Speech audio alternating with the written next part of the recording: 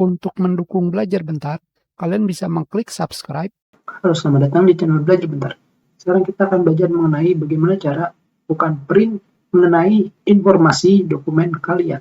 Seperti yang kalian di sini, pada dokumen info, di sini terdapat tulisan daftar dari properties seperti nama file, author, pengarang, dan juga judul. Tentunya, jika kita memilih dokumen info di sini dan kita print, kita masih menggunakan virtual print, yaitu membuat file menjadi PDF. Dan sekarang kita tuliskan dokumen info. Dan sekarang kita lihat hasilnya.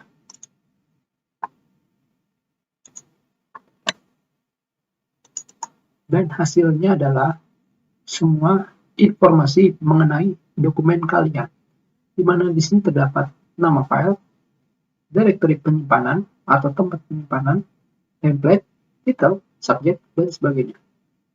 Tentunya jika kalian ingin mengganti properties pada dokumen kalian, kalian bisa pergi ke bagian info, dan di sini bagian properties. Ini adalah semua bagian yang tadi di print. Sekarang kita akan belajar bagaimana cara mencetak daftar dari semua style yang telah kalian gunakan pada dokumen kalian, atau melakukan print style yang digunakan pada dokumen kalian.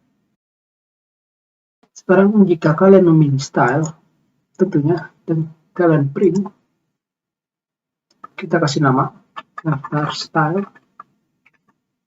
dan kita save, dan kita lihat hasilnya.